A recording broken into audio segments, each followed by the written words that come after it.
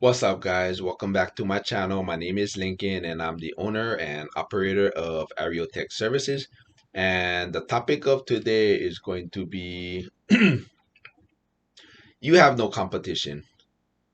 The reason why I decided to make a video on top of this because this is very, very important, and a lot of the people that I coach and a lot of people that I consult and I talk to as well too as a hobby of mine, that's one of their biggest concern is whether they're applying for a job, whether they're going to a job interview, or whether they're in the dating field. This is one of the biggest fears that they have. And that's one thing that actually takes them out of the game. And that's the first thing that they say is, oh, they're too worried. Sometimes they don't exactly come out and say, that they have competition, but they like to sugarcoat it and it makes it seem like that they're coming off as, oh yeah, they're worried about competition. So I decided to make a video on that because technically for people who are following my work, or there are people who are just, yeah, you are, I mean, technically in life, no matter what you do, whether you go to a job interview or whether you are dating a girl that you like, or going, you planning on asking a girl out that you like, you are going to have competition no matter what. But if you follow what I do and you focus on yourself, you wouldn't have to worry about no competition at all. You would be way, way ahead of the competition. So let's dive into the video and see let's see, and let me explain about it. So this applies whether you're in a dating field or whether you're in a work related field. Now, if you are dating a girl, no matter what, especially if she's a beautiful, attractive girl, there's always gonna have guys that are gonna come around and they're gonna be hitting on your girl. There's nothing you can do about that. Or if you're applying for a job that you want to work and you see five people inside there applying for the same job, don't let that anxiety get to you, because I'm gonna tell you why. Let's start with the dating side. On the woman's side, on the dating side, you technically have no competition if you follow what I do and then you focus on bettering yourself, because technically there's, on a statistical level, there's only 3 to 5% of men who fully understand women and fully understand how relationships and dating actually works. 3 to 5%. That's very, very, very low. Now, that is like 3 to 5 men out of every 100 men. So that already, if you practice your self improvement and you put yourself on the market out there like that, you're already ahead of the game already right there. Just by watching this video and taking my advice on what to do and practicing it, it would already put you ahead of the game already. So um so if you are like, this is a perfect example. Like, a woman can walk down the road and she can get 20 guys, at least at the minimum of 20 to 30 guys phone numbers in one day if she asks every single guy out there. She goes to like a crowded place like a shopping center or a grocery store and stuff like that. She can get guys numbers easily, because especially if she's young and attractive and a beautiful, guys, horny guys out there are just going to be throwing their dicks at her like it's nothing. But why do you always hear girls complaining about why they can't find a man? Because that's not what they are looking for. So let me break it down to you and give you like a few tips on what you can do to keep yourself ahead of the competition. Is tip number one, how to stay ahead of the competition, is practice your social skills. The reason why I say, my eyes kind of itchy. The reason why I say practice your social skills is because if you, like what I always tell people when I'm coaching people all the time, all I do is I tell them, just go to the shopping center and sit down. Or some a crowded place in downtown. You go to a crowded place in downtown, sit down at the bus stop or take a public transportation system or something like that. If you really look around you, what are you going to see most of the time? Mostly everybody's going to be down in their digital devices, which there was a new study that has came out on those digital devices, how people always using it as an escape every time to escape from the reality around it. So Practice. If you're that type who always walking down the road and looking at your cell phone all the time, practice not looking at your cell phone. Practice hands free and just walk around with a smile on your face and just live in a present moment. Now, all you gotta do is when you walk past everybody, all you gotta do is say good. If it's morning time, you say good morning, good morning. If it's afternoon, good afternoon. How are you doing today? How are you doing today? This is a perfect icebreaker for beginners, for people who are just beginning in a show in socializing. Or if you really want, another thing that you can do too is go to like go to like a Starbucks coffee shop, or go to like a clothing store or someplace where there's going to be workers in there and just talk to people. Because the reason why I said that too, because those people work in there, so that's a legitimate reason for you to go and talk to these people and engage in a conversation for them. Just ask them questions. Is, oh, what kind of drink is the most popular one? What kind of drink would you recommend for your customers? Or if you're going to the clothing stores, like, hey, what kind of clothing you think would look good on me? And just practice your social skills. I guarantee it, after a couple months of doing that and just socialize with everybody. I always tell everybody, don't just socialize with beautiful women because they're beautiful. Socialize with everybody, whether they're, it doesn't matter, even that old lady on the walker, if it's that guy sitting down at the bus stop. Socialize with everybody, because what it does, it gives you the confidence, it gives you the skills, because you can't socialize successfully with a woman that you are attractive to if you haven't practiced it with anybody. So just practice with anybody. And if you mess up with them, it's really gonna be no big deal, because you don't have a romantic interest in that person anyways. And if you do it like in a shopping center or a crowded place in town, what other chances are you gonna see that person again anyways? So that's what I would actually recommend on that part. And after, as the months go by and you get better and better and better at it, you can take it up a notch in engaging in full conversations. Now, when you are engaging in the conversations, what I always tell people to do, the very, very, very important one, is never forget people's names. If somebody tell you your names, this is a common habit. And I found myself doing that as well too, a few times. I'm way a lot better than how I was before, but we all got to start somewhere. But anyway, practice and do whatever it takes to remember that person's name. Whatever it takes. Sometimes you may have to write it down. Sometimes you may have to play it like two, three times. I knew somebody who used to, how that person used to remembers people's names is comparing it to items. Like when they think of a certain item, they think of this person's name, or comparing it to something to help remember that person's name. Whatever works, remember that person's name. You'll be surprised by the results. If they say, oh yeah, they work in this particular place, or they talk about the history of them going to class, or what they major in, or whatever the case is, never ever ever forget those details. If you want to put yourself way ahead of the game and stand out from everybody else, don't forget the details, because let's just face it, a lot of people like talking about themselves. A lot of people actually do. And how often out there do you see somebody walking up to somebody else and asking them, oh, what do they do for a living? What's their hobbies? Or what kind of car they like to drive? What's their favorite color? What's their favorite food to eat? What's their favorite movie to watch? What they like doing on their day off? You rarely, rarely see that. So you practice that skills and you master that skills, it'll put you way ahead of the game. So I would say that's tip number one right there.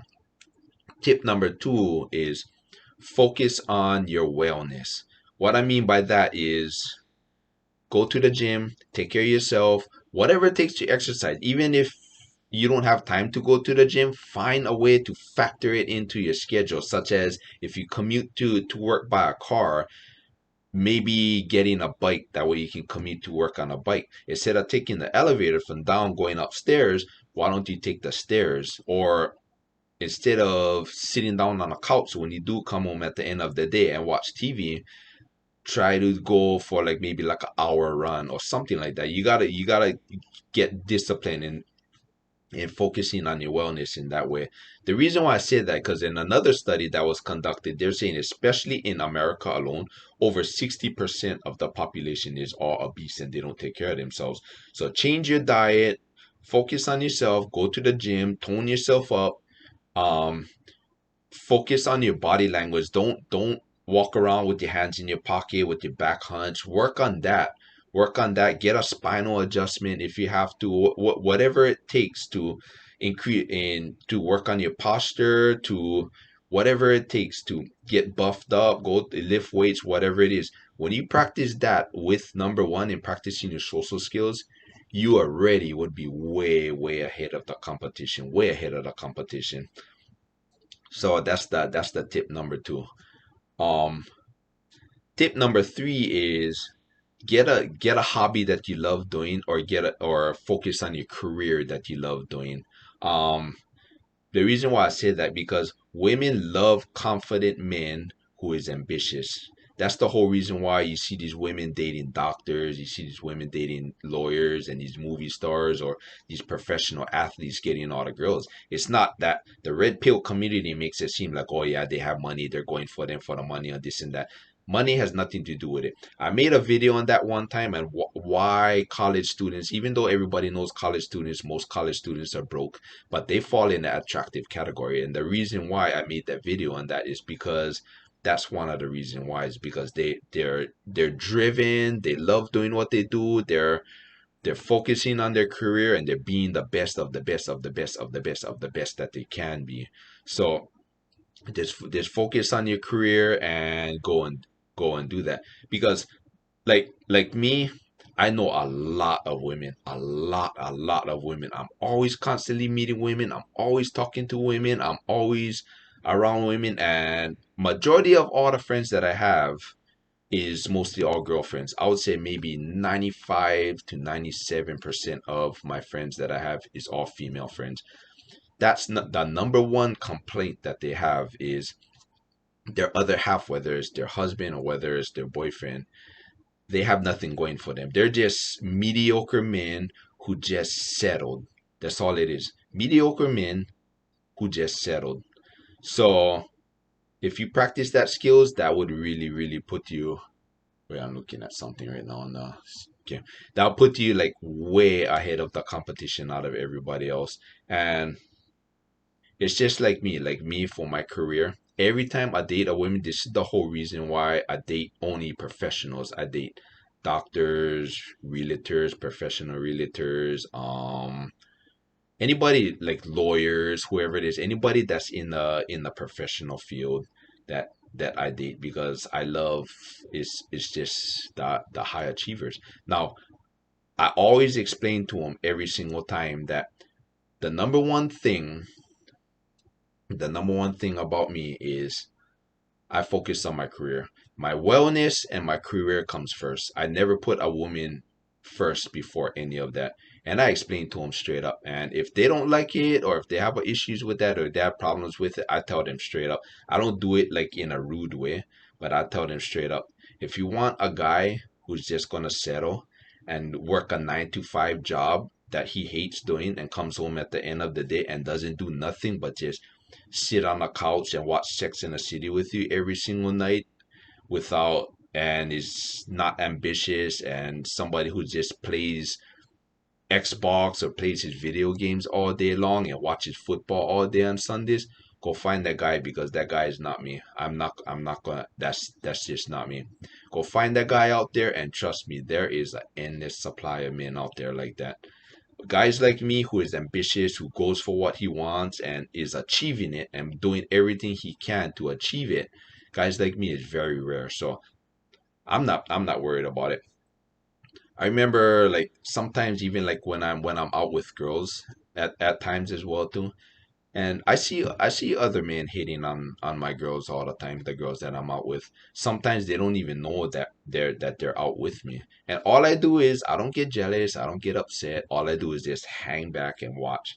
And it's kind of entertaining, because they come up with these generic pickup skills, and they just completely make a complete ass out of themselves when they do that. And I just sit back and watch and just let them do their thing, and I don't bother.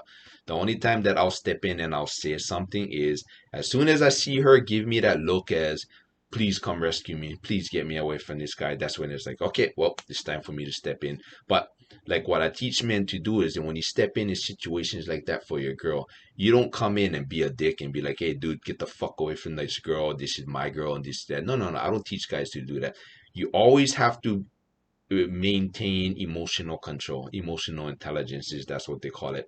So what I do is just walk up to the guy, and I tell guys to do that. Just walk up to the guy and just be like, "Hey, dude, sir, what's your name? Hey, I'm Tom or Harry or whatever his name is." And that's when you tell him to say, "Hey, Mr. Tom, Mr. Harry, da da da da da da. It's great meeting you, but it's great meeting you, but we're out together right now, and we're out just having a good time, and we're gonna go and continue on our day by ourselves. So it's great meeting you, and just have a good day, and take that girl and go on about your business. Now, however, if that girl does decide to run away with this guy, which it has happened to me before, and that's why I say you have no competition. You just don't look at it as just look at it as like any alpha male and a man with high value would look at it as, hey, it's her loss. If she finds this guy better, hey, fine, by all means, go ahead.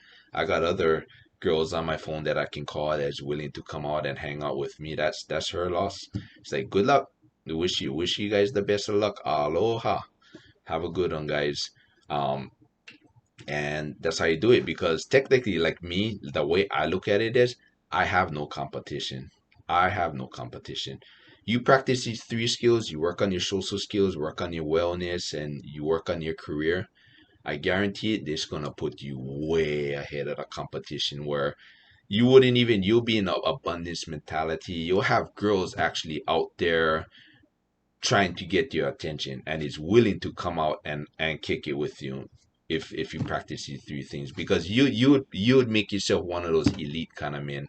Now, some of the questions that I've been having too is like, what do you do in job situations like that? So, um, job situations is kind of similar to the dating situation as well too. So, if you are like I have done this social experiment on myself is where I just go to like random places and I'll talk to workers because I'm always socializing and I like to talk to people and everywhere that I go and every worker that I have actually talked to, that's the number one question that I ask them is, do you love your job? What you do? Do you love what you do?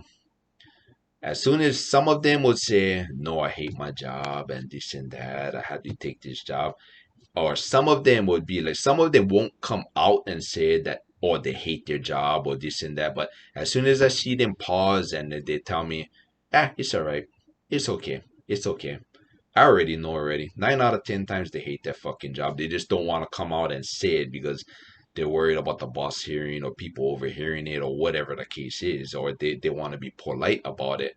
And then the other question that I asked them is, why did he accept this job? And almost every single one of them would tell me it pays the bills. The money is good. It pays the bills. They're not looking at it as bringing value into somebody's life. They're just looking at it as, oh, it pays the bills. It pays the bills. So that already tells me that, oh yeah, this person actually hates their job and they're just working. So if you're going for a job that you really love doing and you really want that job that bad and you see five people in that waiting room waiting for that one particular job, five, and you including yourself would be six people waiting going for the interview for that one particular job, I would not worry about it because I guarantee it. I would say, let's say five. I guarantee it, out of 3 or 4 of those people who are showing up for that job interview are not gonna be it's not gonna love they're just there for that paycheck, and there's a good chance more than likely they're gonna be disqualified for that job because if they come in with the attitude of, oh, I need the job, I just got laid off from my other job and this I'm desperate for work, and you have somebody else that comes in and says, oh, I love what I do, I want to help people, I want to bring value to this company, da da da da da da da da da, and you really mean that, you're going to put yourself way ahead of the competition in that way. Um, so I would not worry about that. But even though, like I said, if the boss doesn't want you, just walk away and be like, well, it's you guys' loss. Because like sometimes one thing that I learned is the work situation is kind of like dating as well too. Once a woman falls out of love with you, there's nothing you can do to reattract that. It's very, very, very, very literally close to impossible to reattract that. It's the same thing with a job situation. Once the boss doesn't want you already, it's pretty much a done deal. All you can do is just be the best option. That's all you can do. And the attitude that I have is, if I get let go from a job, hey, no big deal. I look at it as, hey, it's your loss. Good luck, because the person that's going to replace me is just going to be somebody with a pulse that's just there for the money, and it's going to bring no value to the company. So if you want to exchange me for somebody like that, by all means, that's you. And it's the same thing with the dating field too. If a woman doesn't want to be with you and she wants to go with your competitor, hey, no big deal. Just not just look at it as is her loss, because eventually the guy's gonna wind up messing up anyways. Um, a lot of times when I'm out there in public and I'm watching these people, that's why I put these 3 tips out there for you to go and practice these tips as well too.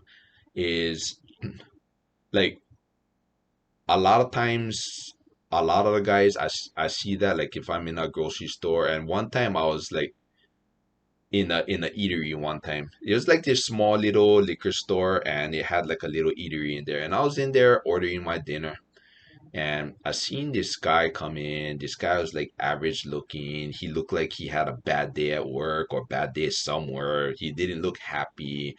He didn't look like, and the first thing he did, he came in, this girl was like, looked like a professional, looked very beautiful girl, attractive and everything. The first thing this guy does is walk straight to the freezer, open the freezer up, take out a beer, and go to purchase it. He didn't even walk up to the counter and purchase dinner or get whatever he needs for the house. Went straight for the beer and got it.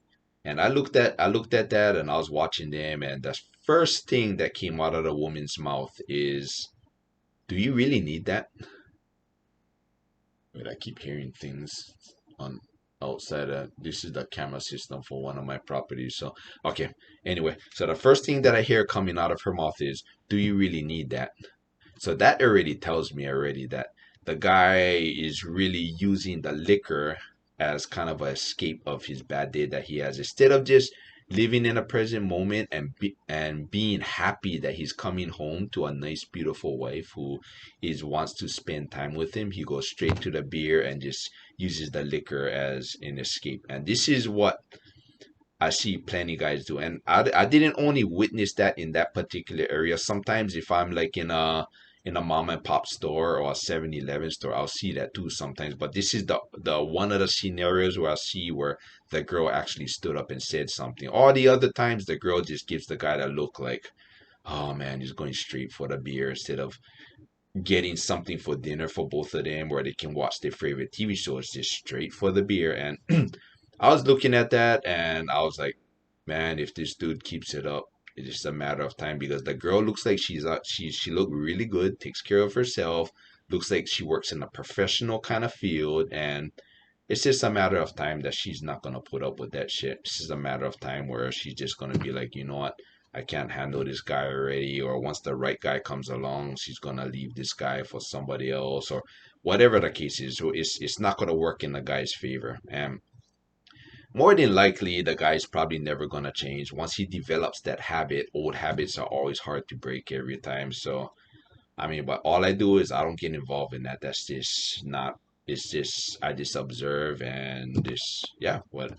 So I know, I hope this message has answered all your questions, and I know this message is gonna help you, and it's gonna help other people out there too. So if you have any friends or family or anybody like that who is in need of some kind of guidance in like this, like, for what I'm teaching you, it's not etched in stone. It's made to be just a guide to guide you into what to do in situations like this. So obviously this one is, you have no competition. So it's like, it's just putting you in that mindset of being the best, being the alpha, being the strong, dominant male, and just being ahead of your game, and not even thinking about the competition. Because technically, like I said, you practice those 3 skills, the social skills, the wellness, and the career wise, you're gonna blow your competition, like literally blow your competition away like nothing. You wouldn't even have to worry about a damn thing. So I know this message is gonna help, and if you have any questions or anything like that, just feel free to message me, and I'll be more than happy to answer your questions. Other than that, thank you for watching, and I will see you all later.